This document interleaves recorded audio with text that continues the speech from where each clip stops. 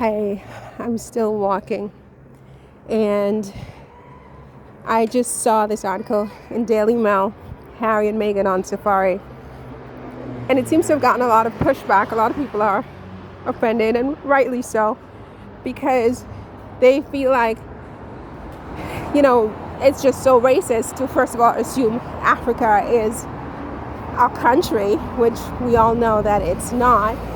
There's many, many countries within this continent, each one with their own language, culture, dialect, economy, norms, politics, government. It's a real nation state, right? And Daily Mail knows that. But, I think, what I've learned over the years with these types of people is that you always have to read between the lines with a fine-tooth comb sometimes, because they always mean something. They don't say anything just to say it, and for a lot of these people, not everyone, but for a lot of them, Africans, people of African descent, black people, are all one monolithic blob of less than humanity.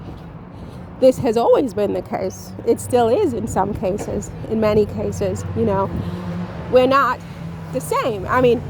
They don't care who you are.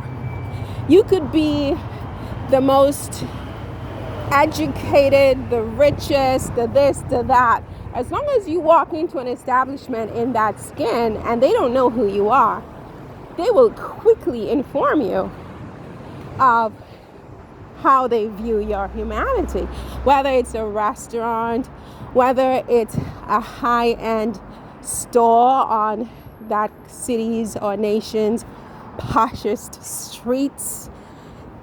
Just ask Oprah if you don't know. When you know, okay? So with Daily Mail, to me, it's just a racist pun that was very well intended. It's like, no matter where it is in Africa, Harry and Meghan are going, they're going among animals. These are just animals. It's a safari, right? And voila, that's it. It's just to diss everyone in the country, everyone in the continent, everyone who has any association whatsoever with Africa, however far removed. And that's all it is. So I don't know why people sort of seem so aghast or shocked. These people have never pretended to have a different opinion. Again, look at Meghan. Meghan is as white as anybody else who defines themselves as white. Think about it. Skin-wise, you can barely distinguish between her and someone who describes themselves as white, right? Which is a controversial thing from my perspective, because if milk is white, right, then it means that humans are not white. There are no white humans, right? So this whole construct was put together in the first place by, the British monarchy and their cohorts who went into Africa and, dehumanized the people they found there back in the 15th, 16th, 17th century, right? And they continue to define the offspring of these people in a certain way. Now you have Meghan, who clearly is as Caucasian as you can get. And I hope if she hears this, she's not offended. But she's Caucasian for all practical purposes. Her skin is Caucasian, okay? Her hair straightened is Caucasian. Her lifestyle, the way she, her friends, the way she moves, everything about Meghan really is Caucasian. So why was she so roundly and dramatically rejected by so many Caucasians, especially those in the British monarchy, and accepted by so many people who identify as black or African? It's because we all know that the reason she didn't pass muster for the aristocracy is because they know that somewhere in there, under all that skin and hair and experiences and lifestyle and friendships and this, that, and the next, somewhere in there is a black mother with dreadlocks. And where that black mother came from are other black people from Africa. And they have always said that even if you have one drop of black blood, quote unquote, because a lot of the people that they have convinced are black, they're not black, they're actually brown skinned. Some people are black, but the vast majority of people who have been forced for years and years and who now accept as true that they're black are really brown skinned. Think about it. Think about it. If you're listening to me and you call yourself black, take another look at your skin. Put it next to the color black, like your black shoes or something, and you will see that in fact you're not black, you're brown. And the people who are saying that they are white are not white. They are many different colors, many of them. Peach, orange, pink, red, tan, cream, many different colors. There's no monolithic color of Europeans, right? But they have been told that they're white, and they are convinced that they're white. And if you say that they're not white, you can get yourself into a lot of trouble. Similarly, if you tell some black people, quote unquote, that they're not black, they're really brown, they go bonkers as well, because everyone has been indoctrinated with these lies. And these lies date back to the 16th, 17th, and to some extent the 15th century, right? When they went into Africa and they did what they did to those people, our ancestors, right?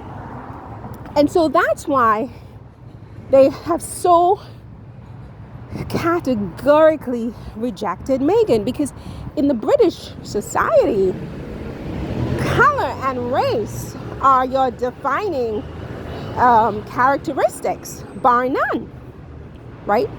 They are a very class and race oriented society, right? And they will put each other in their place. And at the top of the hierarchy of their color and class is the aristocracy, is the royal family, right? Is King Charles, Camilla, William, Kate, Harry, all of that. They are considered the top of the racial and social hierarchy in the UK, based on lies that were told to people dating back to the 15th, 16th, and 17th centuries, when they went in and enslaved all those people in Africa. Which is why, and those people in Africa were not considered to be people. Certainly when they came across the Atlantic and landed in places like the United States. There, to this day, you have things in the Constitution talking about 3/4 of a person or 3/5 of a person for voting rights, etc.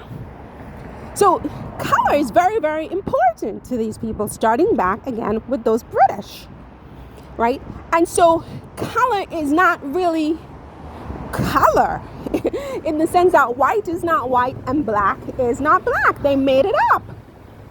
So with Meghan, the fact that she's really white skinned as far as they define that word, because she's not white and they are not white. Harry's not white. Look at Harry. Teeth are white if you're lucky. Look at your teeth and look at Harry's skin. If Harry's teeth were the same color as his skin, we'd have some trouble, right? He's not white, but he's very fair, and he believes he's white. He also believes that his wife, who's just 2 shades darker than he is black, because he was indoctrinated to believe that, right? We all have been indoctrinated to believe that. And that is why they rejected Meghan, because they know somewhere inside of her, even though her skin says something else, that she has genetics and DNA from the very place they said weren't even a person. They were animals, for God's sake. They were cattle and chattel. And my God, whatever else. And if you think that has changed in modern society, I mean, when I see the trends and where they're trying to re-rig the system in so many ways, I get a little nervous. But that said, this is really about the fact that the Daily Mail said, oh, Harry and Meghan on safari. I mean, they meant to say it. They're not going to take it back. That's how they think of Africa and African people, as animals. That's why they rejected Meghan, because she has the blood and DNA of people they consider to be animals. That's it for this one. See you in the next one. Take care. Bye.